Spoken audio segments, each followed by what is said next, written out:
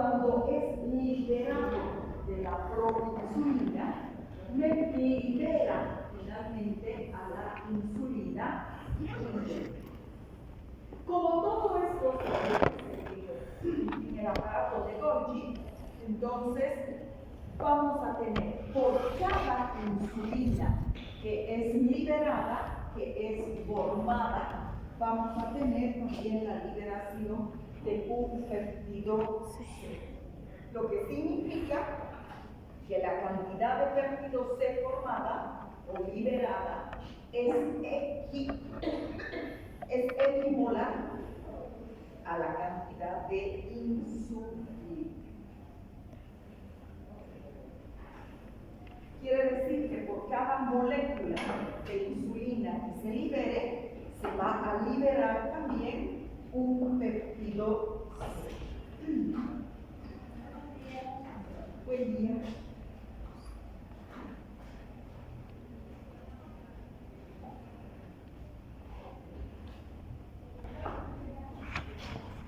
¿Qué le queda a la insulina? A la insulina lo único que le queda ya es ser liberada de la célula B. ¿Cómo se produce este proceso de liberación de la insulina de la célula B?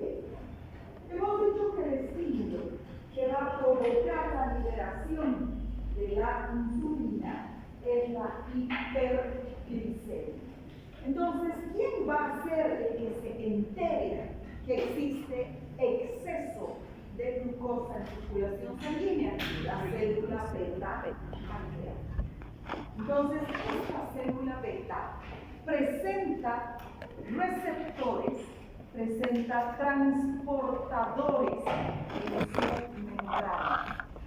Y estos transportadores, para los que están con el libro del año pasado, había una discordancia, algunos decían que era GLUT1, otros decían que era GLUT3, pero ahora está confirmado que los transportadores que se encuentran en la membrana de la célula beta plasmática son transportadores GLUT2.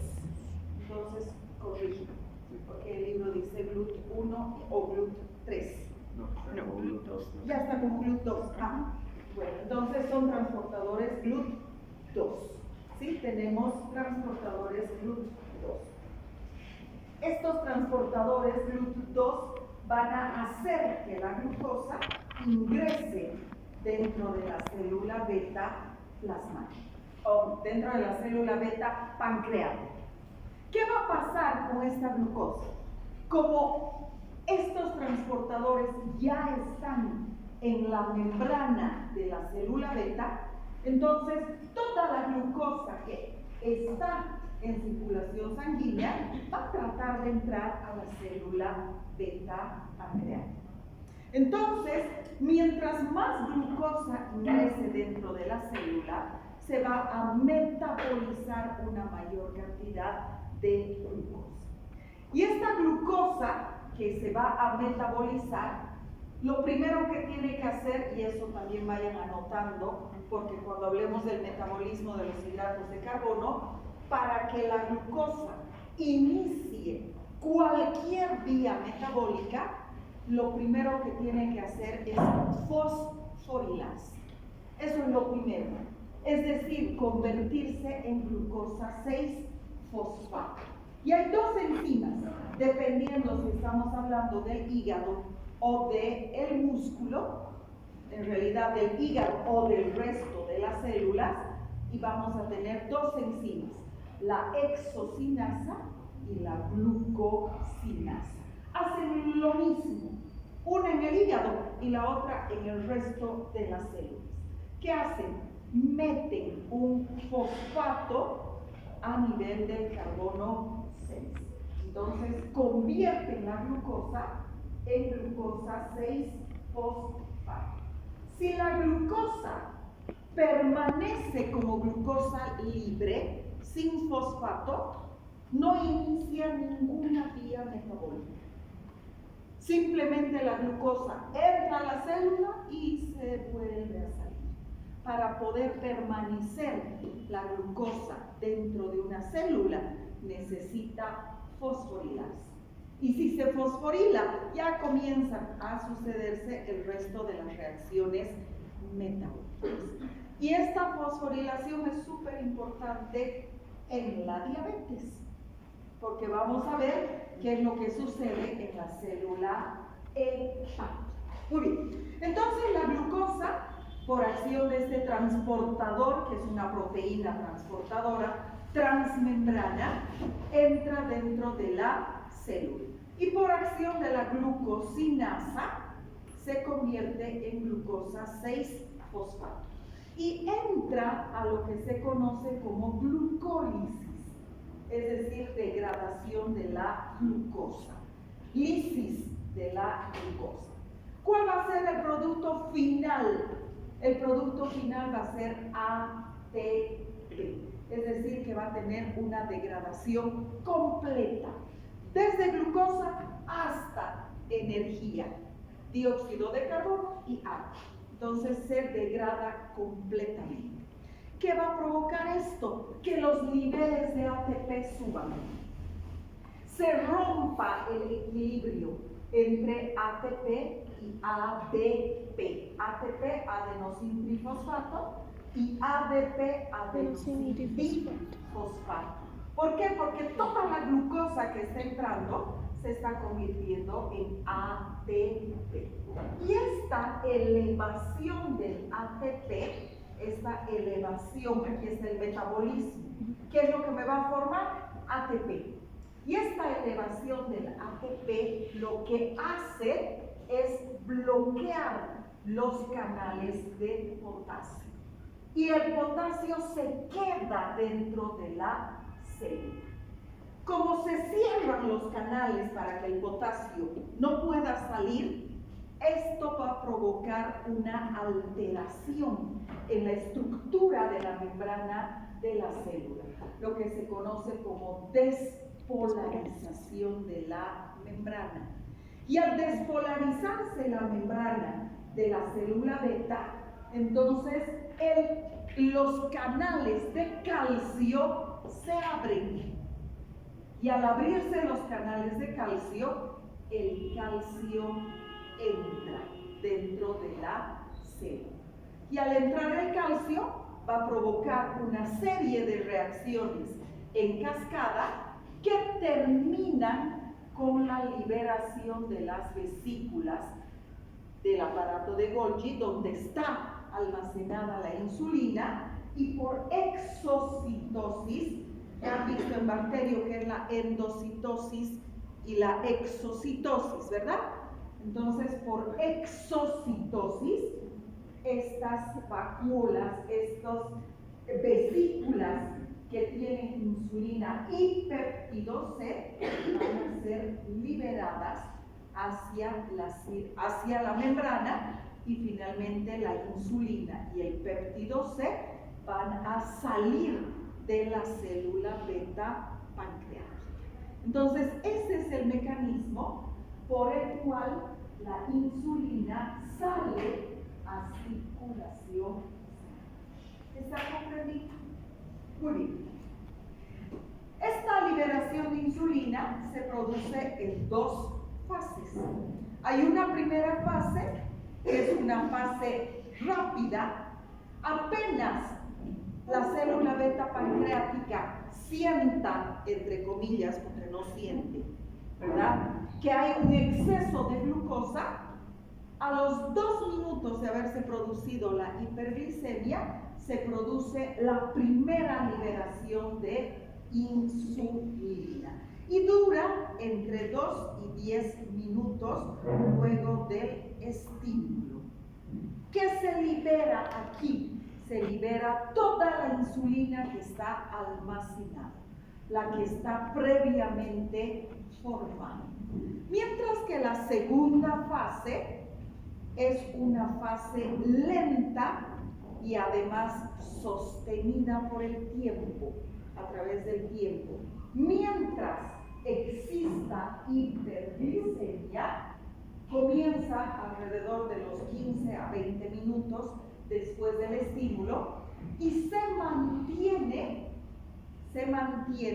mientras los niveles de glucosa sigan elevados. ¿Qué ha pasado el Viernes Santo?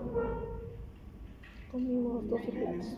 Se han comido, wow, los 12 platos. No sabía que eran 7 nomás, pero bueno, ¿sí? Entonces, obviamente, esto lo hemos comido en 1 hora. Prácticamente el Viernes Santo todo el día se come. Entonces, esto es lo que mantiene esta insulina lenta, esta liberación lenta y mantenida de insulina es la que va a ir regulando si nosotros consumimos por más tiempo alimentos. Entonces, constantemente el páncreas va a ir formando insulina nueva porque la primera fase ya se ha agotado todo lo que estaba preformado y ahora el páncreas continúa desde el inicio, desde el núcleo, el gen que comienza a secuenciar los aminoácidos hasta que se libera la insulina durante todo este periodo que continuamos consumiendo alimentos.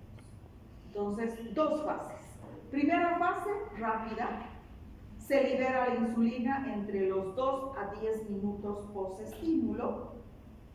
La liberación de la insulina es de la insulina preformada, la que está almacenada. Y la segunda fase es una fase lenta y además sostenida. Comienza alrededor de los 15 a 20 minutos post-estímulo y se mantiene mientras dure la hiperglicemia. Característica, ya se acabó la insulina preformada, entonces tiene que sintetizarse nueva insulina. Muy bien. Una vez que la insulina está fuera, ¿qué va a hacer? Depende de qué tipo de célula o sobre qué tipo de célula actúa. 3 tipos de células: musculares, adiposas y hepáticas. Vamos a ver primero adiposas y musculares esqueléticas. ¿Qué es lo que sucede? ¿Cómo actúa la insulina? En este tipo de células, en la membrana celular existen receptores para la insulina. Hay receptores en estas células para la insulina. De manera tal que la insulina viene y se une a su receptor. Esta unión de la insulina a su receptor va a provocar que una serie de proteínas se fosforilen en cascada. Quiere decir, se fosforile una primera vez, esta fosforilación estimula a que se fosforilen por segunda vez, por tercera, por cuarta, por quinta vez. Eso es fosforilaciones en cascada. Y la proteína hiperfosforilada que se libera es la que va a venir a estas vesículas de almacenamiento, pero no de transportadores de insulina, sino de transportadores de glucosa, transportadores que se llaman GLUT4. Entonces, las proteínas fosforiladas por acción de la insulina van a provocar que estas proteínas que están en estas vesículas de almacenamiento en el citoplasma sean liberadas y sean llevadas hacia la membrana celular. Son proteínas transportadoras de glucosa.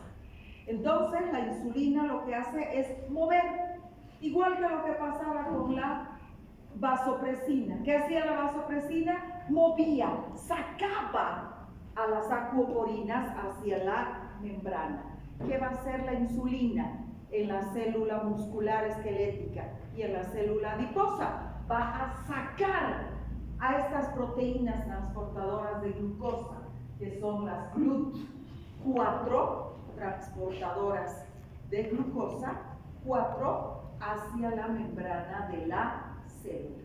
De manera tal que ahora ya tengo transportadores de glucosa. Antes no habían, o habían muy poquitos. Entonces, ahora que ya tengo transportadores de glucosa en la membrana de la célula, la glucosa se une a su transportador y a través de un proceso de difusión facilitada, la glucosa recién puede entrar a las células. ¿Está comprendido?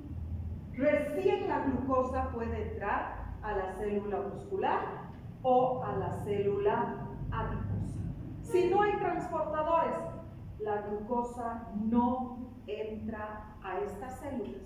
Por eso es que son células dependientes de insulina. Si la insulina no moviliza los transportadores, la glucosa no entra dentro de las células. ¿Está comprendido? Muy bien. ¿Qué pasa en las células hepáticas? En las células hepáticas hay transportadores.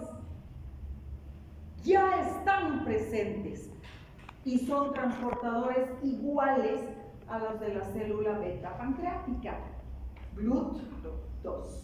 Entonces, en la célula beta pancreática ya están los transportadores.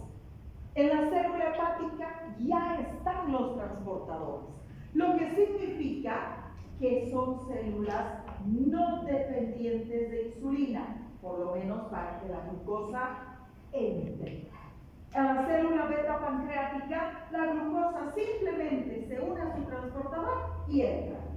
A la célula hepática, mismo transportador, GLUT2, la glucosa se une a su transportador y entra. ¿Dónde actúa la insulina? En la célula hepática también hay receptores para insulina. Entonces viene la insulina, se une a su receptor y este proceso va a provocar una estimulación enzimática y va a provocar que las enzimas hexocinasa y glucosinasa se activen. ¿Y qué hacían estas enzimas? Hexocinasa y glucosinasa. Hicieron el ciclo metabólico. Pero exactamente, ¿qué hacen? Fosforilan la glucosa y la convierten en glucosa 6-fosfato. Si no hay insulina en la célula hepática, la glucosa va a entrar a la célula. En la adiposa y en la muscular no entra, porque no hay transportadores. Pero en la célula hepática, si no hay insulina, la glucosa igual entra a la célula. Pero ¿cuál es el problema? ¿Alguien me puede decir? ¿Puede volver a repetir por fin? En la célula muscular y adiposa, si no hay insulina, la glucosa no puede entrar a la célula, ¿verdad? ¿Por qué? Porque la insulina me moviliza los transportadores. Ahora, en la célula hepática ya hay transportadores, lo que significa que en presencia o en ausencia de la insulina, la glucosa entra. ¿Cuál va a ser el problema si no hay insulina en la célula hepática? ¿Y cuál va a ser la consecuencia de eso? Sí. ¿Qué es lo que ibas a decir? No, dime qué es lo que ibas a decir. ¿No levantaste la mano? No, tú sí. Prácticamente la disminución de ATP, o sea, el metabolismo de la glucosa. No hay glucosa, no hay metabolismo. ¿Qué es lo que va a suceder? Vamos más o menos. ¿Qué es lo que sucede? Como la célula hepática es independiente de insulina, la glucosa entra porque ya tengo transportadores, entonces la glucosa está dentro de la célula.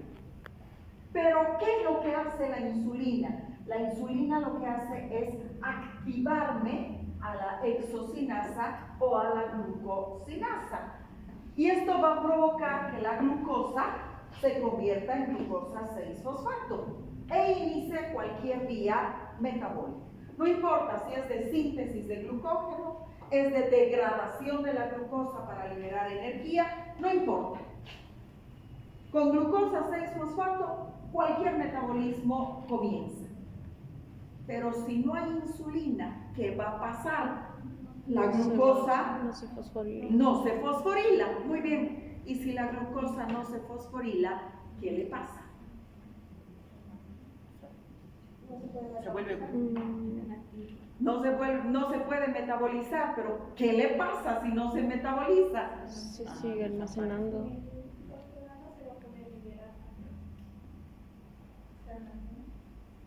Porque para almacenarse tiene que metabolizarse, tiene que convertirse en glucógeno. Así de facilito como entra, se vuelve a salir. No hay quien la retenga dentro de la célula. Así de facilito como entró la glucosa, se vuelve a salir. Por eso es que en los pacientes diabéticos, en los que la insulina está baja, en las células adiposas y musculares, la glucosa no entra. ¿Verdad? Lo que significa que los niveles de glucosa se mantienen altos. Y en la célula hepática, la glucosa sí entra, pero no puede quedarse en la célula hepática.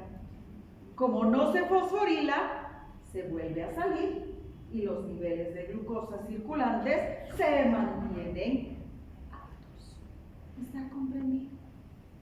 Por eso es tan importante la insulina. No solo sirve la insulina para meter la glucosa a las células, sino que inicia la primera reacción importante para que la glucosa pueda quedarse dentro de las células. Activa las enzimas que fosforilan la glucosa, la exocinasa o la glucosinasa. Primero conózcanlas, después vamos a ver cuál es de qué tipo de células. ¿Sí? Las dos hacen lo mismo, en diferente tipo de células. Muy bien. Entonces, además, una parte menciona, bueno, el péptido C tiene una mayor vida que... después vamos a ir con eso. Primero estamos hablando de la insulina.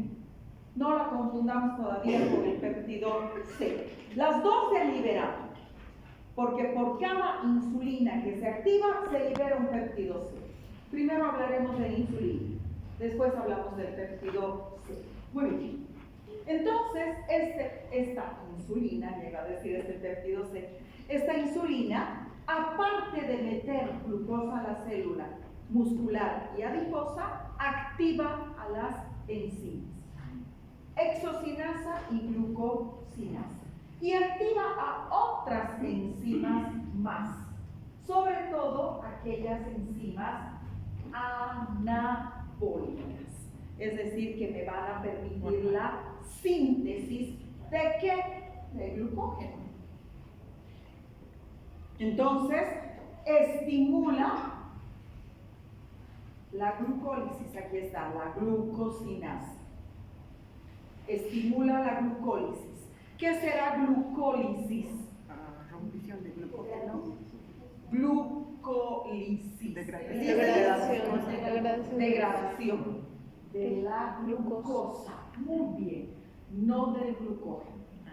De la glucosa. La glucólisis es la degradación de la glucosa. Esto que se producía en el páncreas, esto es glucólisis. La glucosa se fosforila y se degrada hasta ATP. Eso es glucólisis. Entonces, en el hígado se activa la glucosinasa y esta estimula la glucólisis, la glucogénesis. ¿Qué será la glucogénesis? Formación de glucosa. ¿Formación de qué? Glucosa. No, Glucógeno. no, Glucógeno. de glucógeno. La glucosa no puede formar más glucosa. Es a partir de la glucosa. Entonces la glucogénesis es formación de glucógeno a partir de la glucosa que ha entrado a la célula. Y me estimula la lipogénesis. ¿Qué será la lipogénesis? Formación de lípidos, ácidos grasos. Por eso es que cuando nosotros consumimos exceso de hidratos de carbono, comenzamos a engordar, porque la glucosa se está convirtiendo en grasa. ¿Está comprendido? Muy bien. Inhibe la glucogenolisis. Ahí está facilito. Degradación del Ahora sí, degradación del glucógeno. ¿Por qué? Porque tengo exceso de glucosa. Y si degrado el glucógeno, voy a tener más glucosa. Entonces, lo que necesito es guardar la glucosa, no liberarla. Se inhibe la glucogenólisis. La gluconeogénesis. Vamos a descomponer. Génesis, origen. Neo, Nuevo. y glucosa. La formación de nuevas moléculas de glucosa. Esa es la gluconeogénesis. Pero aquí hay un pero. ¿A partir de qué? No puede ser a partir del glucógeno, porque esa es la glucogenólisis. Es a partir de lípidos o proteínas, a partir de moléculas no hidratos de carbono. Esa es la gluconeogénesis. Y estimula inhibe la cetogénesis. ¿Qué será la cetogénesis? Formación de cetonas. Formación de cuerpos cetónicos, de cetonas. ¿Han escuchado hablar de la dieta cetogénica? ¿Sí? La dieta keto. ¿Sí? Es eso. ¿Qué inhiben? O sea, ¿qué dejan de comer los pacientes con dieta keto? Todos los hidratos de carbono. Entonces, ¿qué es lo que vamos a hacer? Lo contrario, estimular la cetogénesis. Eso vamos a ver después. ¿Cuál es el problema? En el tejido adiposo, obviamente, ¿qué es lo que se va a estimular? La lipogénesis, la síntesis de lípidos a partir de moléculas de glucosa. Y en el tejido muscular, la glucogénesis muscular se estimula y la síntesis de proteínas. Entonces, eso es lo que hace la insulina. Una vez que la insulina cumple su función, más o menos tiene una vida media dentro de la célula, porque ha entrado dentro de la célula, se ha unido a su receptor, se va a degradar. ¿Y dónde se degrada? En el hígado, en la célula hepática y en la célula renal. Todo lo que no ha podido entrar a la célula va a ir a la célula renal, pero no se va a filtrar la insulina. La insulina va a ser captada por la célula renal y metabolizada dentro de la célula renal. Se van a liberar aminoácidos y deja de ser insulina. Lo mismo va a suceder con la insulina en el hígado. Van a ser cortados los enlaces peptídicos y se van a liberar aminoácidos. ¿Para qué? Para que se formen otras proteínas. Muy bien, está comprendido insulina. Fácil. ¿Qué pasa con el famoso péptido C? Su compañero nos estaba diciendo que el péptido C tiene una vida media más larga que la insulina.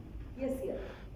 La insulina tiene una vida media entre 3 y 6 minutos, nada más.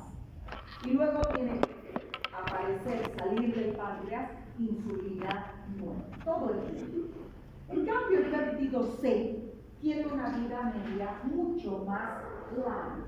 Puede estar presente en circulación sanguínea por incluso algunas horas.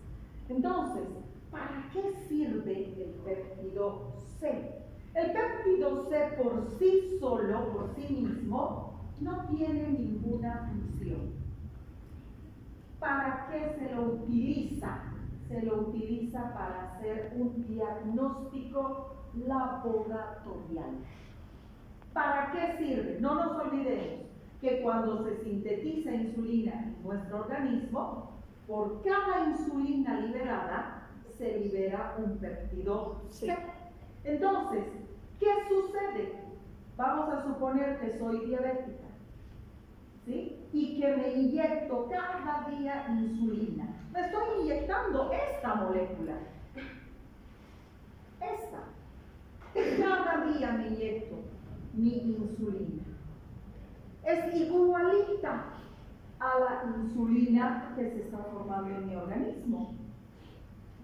A través de técnicas monoclonales se sintetiza la misma insulina humana en laboratorios, en las farmacias, ¿sí? En laboratorios farmacéuticos.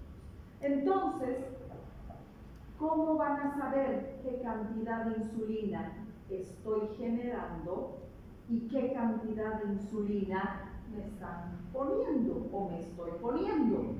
Con la cuantificación del péptido C. El péptido C sirve para evaluar la función de las células beta y permite hacer una diferenciación. Primero, entre diabetes tipo 1 y diabetes tipo 2. Porque en la diabetes tipo 1 hay deficiencia absoluta de insulina. En cambio, en la diabetes tipo 2, los niveles de insulina, por lo menos de inicio, son altos. Entonces, si el péptido C está bajo, es diabetes 1. Si el péptido C está alto, es diabetes 2. Y 2, si estoy en tratamiento. ¿Cómo están funcionando mis células? ¿Están produciendo insulina o definitivamente ya no producen insulina? ¿Cómo sabemos? Péptido, eso es lo que se busca. ¿Está comprendido? ¿Sí? Muy bien. Unos minutos. El glucagón. El glucagón, la síntesis de glucagón es mucho más sencilla. Estamos hablando de una sola cadena. En la insulina eran 2 cadenas, una cadena A, una cadena B, que se unían a través de enlaces por puentes disulfuro. En el caso del glucagón, la síntesis es muy semejante. Hay un gen que va a mandar la información al ARN mensajero y se va a producir la secuenciación, la unión de los aminoácidos para formar el proglucagón. No hay aquí pre-pro, aquí directamente es proglucagón. Entonces se sintetiza el preglucagón, que tiene 8 aminoácidos adicionales. En la insulina cortábamos, teníamos una cadena larga y empezábamos a cortar. En el glucagón, el preglucagón es una cadena cortita a la que hay que aumentarle 8 aminoácidos para que se forme el glucagón. Perdón, al revés, igual se corta. El preglucagón tiene 8 aminoácidos extras. Entonces se cortan estos 8 aminoácidos y vamos a tener el glucagón que está constituido solamente por 29 aminoácidos. ¿Cómo se libera el glucagón? Es muy semejante. La célula alfa pancreática también tiene receptores para la glucosa. Aquí están, receptores para la glucosa. ¿Y qué es lo que va a suceder? La glucosa va a empezar a entrar, pero poquita glucosa, porque hay hipoglicemia. Entonces, como no entra la glucosa dentro de la célula alfa pancreática, esta glucosa, igual que lo que pasaba con la insulina, se va a metabolizar. Pero en este caso, ¿qué voy a tener? Exceso de ADP, no de ATP. ¿Por qué? Porque no hay prácticamente glucosa. Y el ATP está siendo utilizado y para utilizarse se convierte en ADP. Entonces lo que voy a tener es exceso de ADP y deficiencia del ATP. Este ADP, ¿qué es lo que hace? Abre los canales de potasio. El ATP los cierra, el ADP los abre. Y el potasio se sale. Y al salirse el potasio, el calcio entra a la célula alfa, la célula beta. El potasio no sale y el calcio se entra. Siempre es el calcio el que entra. En la célula alfa, el potasio se sale y el calcio entra. ¿Y qué es lo que va a hacer? Lo mismo. Va a liberar el glucagón contenido en las vacuolas del aparato de Golgi. Y sale el glucagón. Una vez que el glucagón está fuera, actúa sobre 2 tipos celulares solamente: hepáticas y adiposas. No actúa sobre las células musculares. No hay receptores para glucagón en la célula muscular. Entonces, las células adiposas y las células hepáticas tienen receptores para el glucagón. Este es el receptor. Entonces, el glucagón se une a su receptor. ¿Y qué me produce? Me produce la activación de una enzima que se llama adenilatociclasa. ¿Qué creen que hace una adenilatociclasa? Comenzaremos por el último. ¿Qué harán las ciclasas? Esos ciclos. Y si actúa sobre el adenilato, ¿qué es el adenilato? Es la adenosina. Adenosin trifosfato. ¿Qué le va a hacer al ATP? Lo va a ciclar y lo va a convertir en adenosin monofosfato. Eso es lo que hace la adenilatociclasa.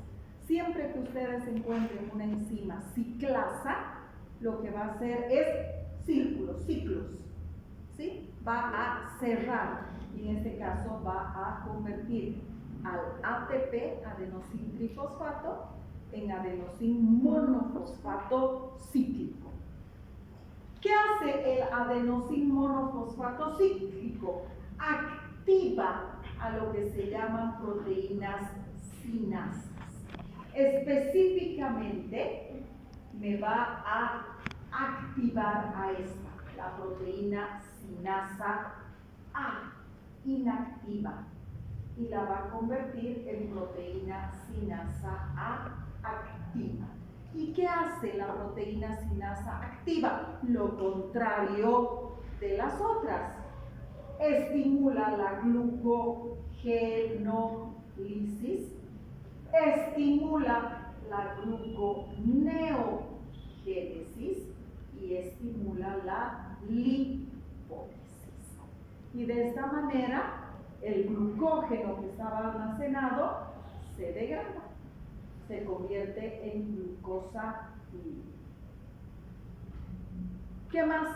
Los lípidos que estaban almacenados se almacenan en forma de triacilgliceroles, me liberan ácidos grasos y se convierten en glucosa, gluconeogénesis. Y finalmente, aumentan los niveles de glucosa.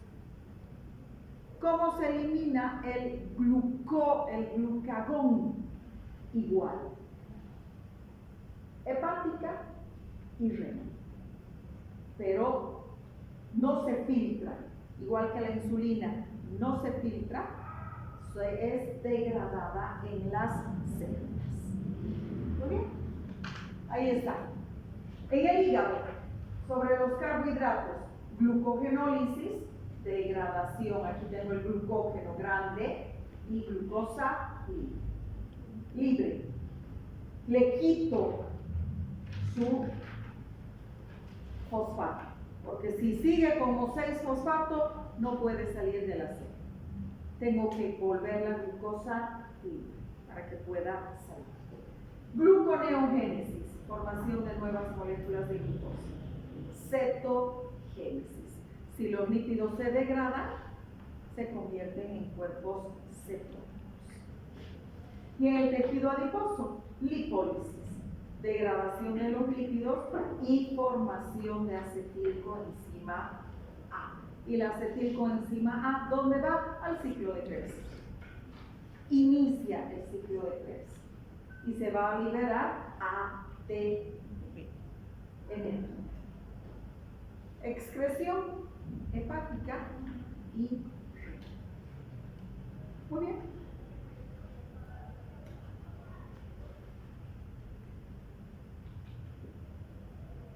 ¿Cuál es el efecto incretina?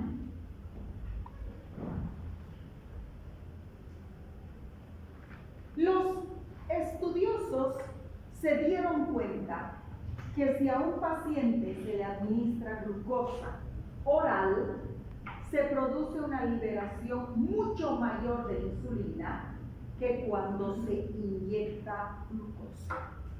Entonces, ¿qué es lo que pensaron en un principio los estudiosos? Pensaron que las células intestinales producían insulina, porque esa era la única, ¿cómo se llama? Explicación lógica. Si el paciente consume la misma cantidad de glucosa que al otro o a él mismo al día siguiente le administró, ¿por qué al consumir glucosa los niveles de insulina eran más altos que al administrarle vía intravenosa? Entonces comenzaron a estudiar y se ha descubierto que la célula intestinal no sintetiza glucosa. La célula intestinal, ¿qué es lo que hace? Sintetiza la forma inactiva del glucagón. La célula intestinal me sintetiza preglucagón. Ustedes se estarán preguntando, pero el glucagón no produce exceso de glucosa. Sí, en la célula muscular, perdón, en la célula hepática y en la célula adiposa, sí, pero en la célula intestinal, el preglucagón no se convierte en glucagón, adopta otra vía metabólica y lo que se va a formar es esta molécula, GLP-1 y GLP-2. La GLP-1 está muy bien estudiada. Entonces, aquí dice, la secreción de insulina es mayor luego de ingerir alimentos, lo que se conoce como el efecto incretina. Estas hormonas van a ser secretadas a nivel del intestino delgado. ¿Cuáles se van a secretar? El glucagón-like peptide 1, la GLP-1. ¿Qué es la GLP-1? Es otra vía metabólica por la cual el glucagón, el preglucagón, se está convirtiendo en una hormona, en otra, ¿sí? Que se llama glucagón-like peptide. ¿Qué significa? ¿Alguien sabe inglés?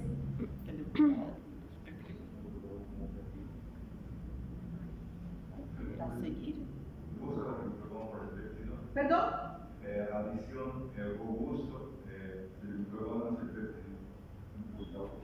Glucagón como péptido. Glucagón como péptido podría ser, pero más es glucagón parecido al péptido. Un péptido, al revés, un péptido parecido al glucagón. Por eso ahí está esta rayita aquí, ¿sí? Entonces es un péptido parecido al glucagón. No es glucagón, es un péptido parecido al glucagón. ¿Y qué hace este péptido parecido al glucagón? Todo lo contrario del glucagón. Estimula la secreción de insulina e inhibe la acción del glucagón. Además que retrasa el vaciamiento gástrico, de manera tal que el alimento se queda más tiempo en el intestino y esto va a provocar dos cosas: saciedad, y va a provocar que todos estos nutrientes, sobre todo glucosa, sea absorbido. Entonces, por eso aumentan los niveles de glucosa en la sangre, porque todo se va a absorber, y esto estimula que se libere más glucosa, mucha más glucosa. Pero lo más importante, los tratamientos con este glucagón-like peptide 1 actualmente se utilizan ¿para qué? Para bajar de peso. ¿Por qué? Porque produce saciedad. ¿Qué alimentos tienen glucagón? No que tengan, porque ninguno tiene, no existe en los alimentos. Tendríamos, no sé, solamente se sintetiza en el intestino, ¿sí? Entonces, ¿qué alimentos estimulan la síntesis del glucagón-like peptide? Todos aquellos alimentos que tienen gran cantidad de fibra, todos aquellos alimentos proteicos, frutas y verduras. En cambio, los panes, azúcares refinados inhiben la acción del glucagón-like peptide. Entonces, se ha descubierto a esto. Además, hay el inhibidor gástrico, que estimula también la secreción de insulina. Muy bien, entonces con esto hemos concluido. El día jueves vamos a hablar de la hormona gonadotropina coriónica humana, como otro ejemplo de hormona muy importante para, obviamente,